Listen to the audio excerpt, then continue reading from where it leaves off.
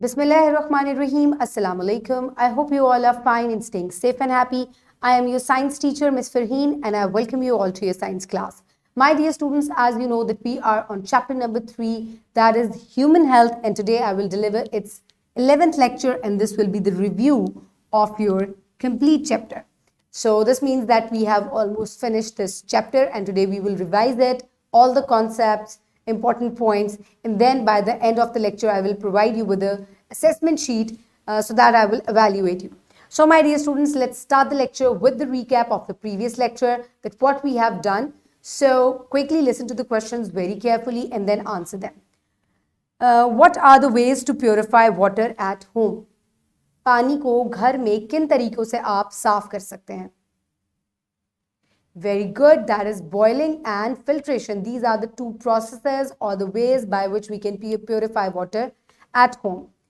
So my dear student, this is boiling. आप 5 minute तक bubbling होने देते हैं पानी में on 100 degrees centigrade, and then the water is purified and clean for drinking. And the next thing is by putting elm into the dirty water, coagulation होती है और उसके बाद इसको filter किया जाता है, and that is how you can do filtration at home to clean water. So my dear students, let's quickly look at the Islamic perspective that we have discussed in this chapter. Eat of the good things which we have provided for you. So अल्लाह ताला कुरान पाक में फरमा रहे हैं कि अल्लाह ताला ने जो इतनी बेशुमार हमें चीज़ें दी हैं खाने के लिए, हमें चाहिए कि हम उसमें से हलाल रिस्क को एक तो प्रेफर करें, और उसके अलावा सेहतमंद चीज़ें जो हैं उनको भी हमें प्रेफर करना चाहिए जो हमारे हेल्थ के लिए बेहतर हैं. So my dear students, now here on the first page of chapter 3, all the student learning outcomes are given. We have alhamdulillah covered all of these points, and one by one हम इन points को दोबारा से discuss भी करेंगे और revise भी करेंगे. I will also ask questions at the end of every reading page.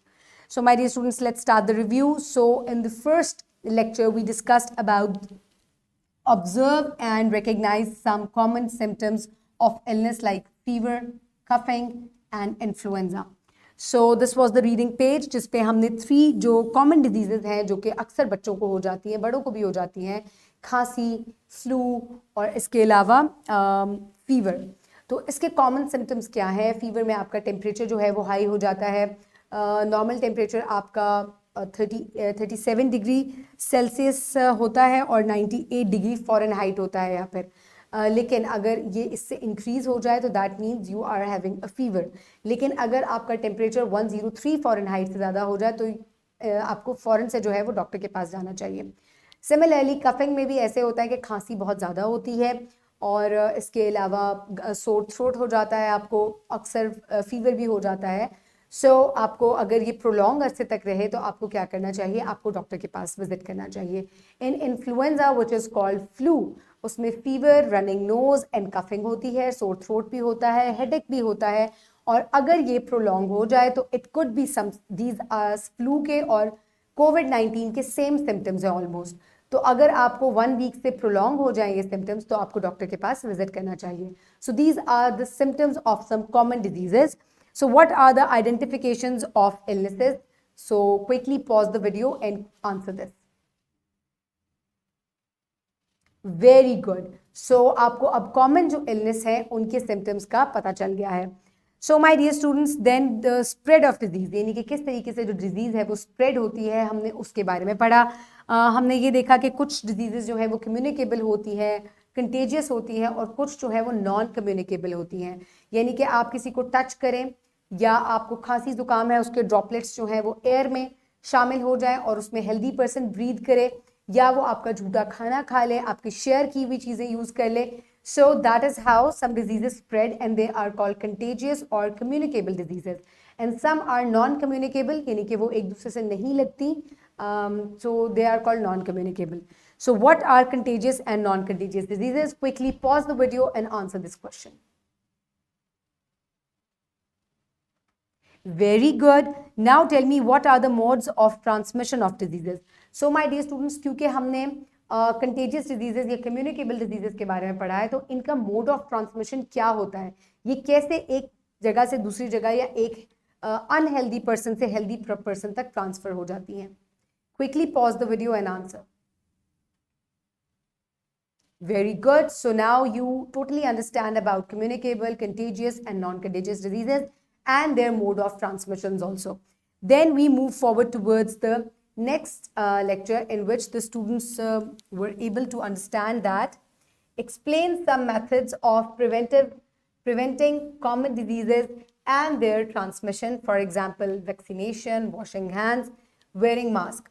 So my dear students, क्योंकि हम इलनेस के बारे में बात करें और फिर हमने कंटेजियस डिजीजेस के बारे में बात की जो एक दूसरे से लग जाती हैं और उनका मोड ऑफ ट्रांसमिशन भी हमने पढ़ लिया. उसके बाद वी स्टडीड अबाउट कि कैसे हम इस मोड ऑफ ट्रांसमिशन को रोक सकते हैं, प्रिवेंट कर सकते हैं अपने आप को.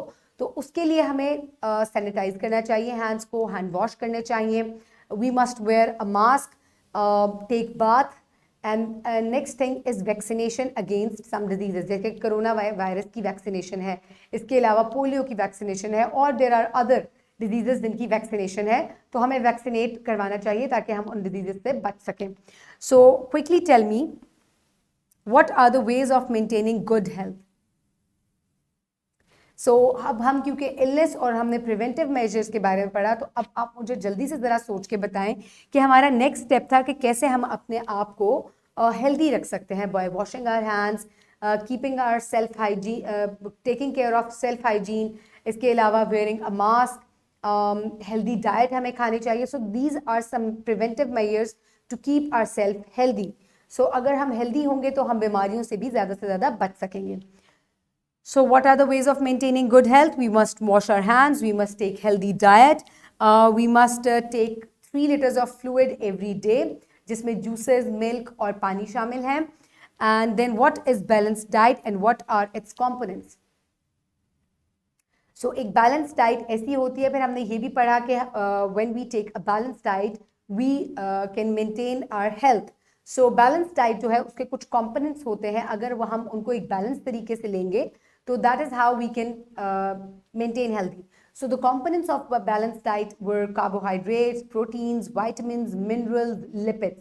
So अगर हम इनको proper portions में खाएंगे, so that is how we can maintain our keep ourselves healthy.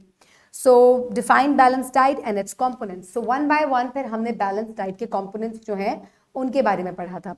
So carbohydrates, proteins और लिपिड्स हमने फर्स्ट लेक्चर में जो थे इसके कंपोनेंट्स में पढ़े थे. So quickly tell me, what are the food sources of carbohydrate. So carbohydrate के फूड सोर्सेज हैं rice, meat, wheat, grains, they all have carbohydrates in them. So, and then what are the sources of proteins and lipids? Proteins are present in milk, eggs and meat. And lipids are present in oil-based foods, यानी कि जिनमें तेल ज़्यादा होता है. Meet में भी जो है आपको रेड मीट के अंदर भी लिपिड्स या फैट्स जो है वो प्रेजेंट होते हैं. और इनके फंक्शंस क्या हैं? सबसे जो मेजर ग्रुप है वो कार्बोहाइड्रेट है, ये हमारा फ्यूल है, ये हमें एनर्जी प्रोवाइड करता है. जो प्रोटीन्स हैं ये हमारे मसल बिल्डिंग में हेल्प करते हैं, और लिपिड्स जो हैं ये हमारी बॉडी में स्टोर हो जाते हैं और ये हमारी बॉडी का स्टोर्ड एनर्जी का रिजर्वोयर है. So then we studied about the next components of the balanced diet, which were vitamins and minerals. So define balanced diet and its components. So हमने vitamins और minerals के बारे में पढ़ा था, उनके sources और function के बारे में पढ़ा था. Vitamins हमारी body को बहुत ज़्यादा तादाद में नहीं उनकी ज़रूरत होती क्योंकि ये energy produce नहीं करते, लेकिन ये energy नहीं देते हमें, लेकिन ये energy को produce करवाते हैं from other foods. So ये हमें बहुत small quantity में चाहिए होते हैं, but they are very important. Similarly, minerals are in the same way, they do not give us energy, but they help in energy production. So now what are the food sources of vitamins and minerals and their functions also? So हमें vitamin A, B, C, D, E और K के बारे में पढ़ा था. Leafy green vegetables, fruits और जो different हमारे पास potatoes, eggs और milk हैं, ये हमें vitamins provide करते हैं. इसके अलावा जो मिनरल्स हैं ये हमें डिफरेंट सॉल्ट्स से मिलते हैं. इसके अलावा मिनरल्स जो है हमें फिश, लीफी ग्रीन वेजिटेबल्स और फ्रूट्स से भी मिलते हैं. और इनका फंक्शन क्या है कि ये हमारी बॉडी में एनर्जी को प्रोड्यूस करते हैं, हेल्दी जो है हमें रखते हैं, हमारी स्किन को बेहतर बनाते हैं और डिफरेंट डिजीजेस से भी हमें दूर रखते हैं. So my dear students, in the next lecture we studied about identification of common food sources included in a balanced diet. For example, fruits, vegetables, grains, milk and meat group. So my dear students, हमने different food sources पढ़े थे जो हमें different जो है वो balance diet जिनके अंदर जो है वो शामिल होती है, जैसे कि grain, vegetables, fruits and meat and pulses. So they are very important.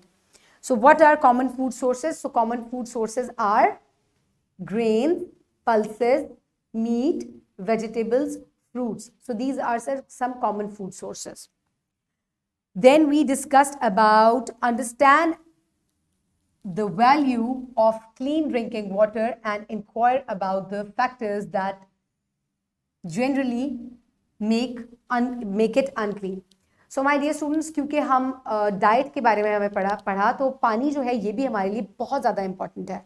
सो पानी जो है ये डेली हमें फ्लूइड जो है वो 3 लीटर्स जो है इनटेक करना चाहिए. लेकिन अगर आप अनहेल्दी वाटर या डर्टी वाटर पिएंगे तो यू विल गेट इल. तो आपको पता है कि कौन से फैक्टर्स हैं जिनकी वजह से पानी जो है वो अनक्लीन हो जाता है. हमने वो फैक्टर्स पढ़े थे, यानी कि कंटेमिनेट हो जाता है because of pesticides and fertilisers. इसके अलावा एसिड रेन या एयर पोल्यूशन से वाटर कंटेमिनेट हो जाता है. इसके अलावा पुअर सीवरेज सिस्टम की वजह से भी पानी कंटेमिनेट हो जाता है. So now quickly tell me what are the types of what type of water should we drink? Clean water. Very good. Now what are the factors that make water dirty? Air pollution, which causes acid rain, and that causes water pollution. Next is poor sewage system. When it combines with the clean water, it makes the water dirty and unhealthy. And last is when the water gets contaminated by the fertilizers and pesticides, so water becomes unclean and unhealthy. So then we learned about the ways by which we can clean the water at home. So the ways were boiling and filtration. Boiling जो है 5 minute तक पानी को उबालते हैं 100 degree centigrade पे. It keeps on bubbling and that is how the water becomes germ free. And next was we put in a piece of alum in the water and let it sit it for some time there, and then we filter it, and that's how we can clean the water. हमने एक filtration जो है वो खुद भी हमने बनाकर देखी थी कि कैसे हम पानी को घर पे फिल्टर कर सकते हैं. हमने एक प्रोजेक्ट पे इसके ऊपर किया था. So now quickly tell me what are the methods of water purification? Boiling and filtration. That's how we can make water clean at home. So my dear students, this was it. Now we have completed the review. Now let's move towards the practice. This is also your evaluation. So here is your evaluation. The first, you can download this worksheet from the description box below this video, or you can get it in print form by your teacher. So my dear students, write down any 5 good habits you learn to improve your health. You will complete it. Next, write balance and unbalance under the meals shown. आपको यहाँ different meals show किए गए हैं. Carefully look at the picture and tell is it a balanced diet or not. You will complete it. And next question number 3 is put the correct meals on your plate. So यहाँ आपको एक plate दी गई है, तो आपको इसके अंदर यहाँ पे कुछ food groups नीचे दी गए हैं. आपको उनके बारे में जो है वो उनको पिक करना है या उनके नेम्स जो हैं वो अपनी प्लेट के अंदर लिखने हैं प्रॉपर जगह पर.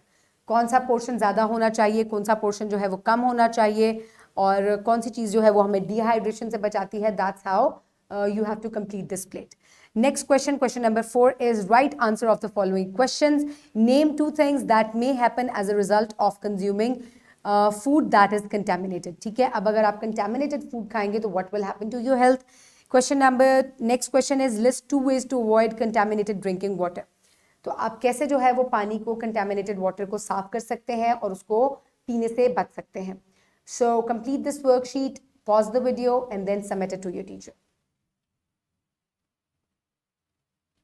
I hope you have done it. Your teacher will give you grades and marks for this worksheet. Now we will move forward towards your homework.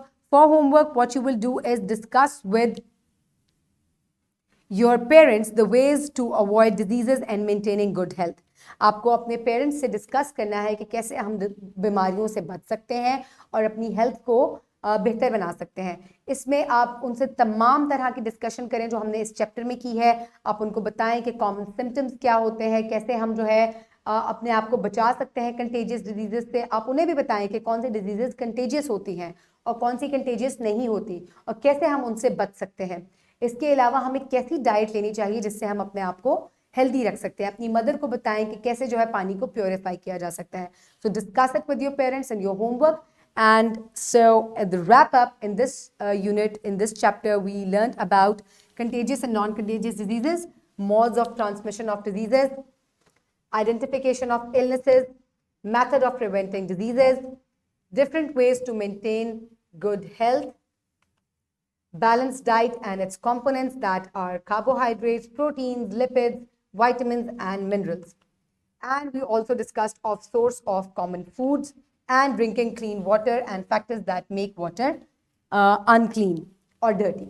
So my dear students, this is it. I hope you have learned a lot of things from this chapter. Keep everybody around you safe. Have a good day. Thank you so much and Allah Hafiz.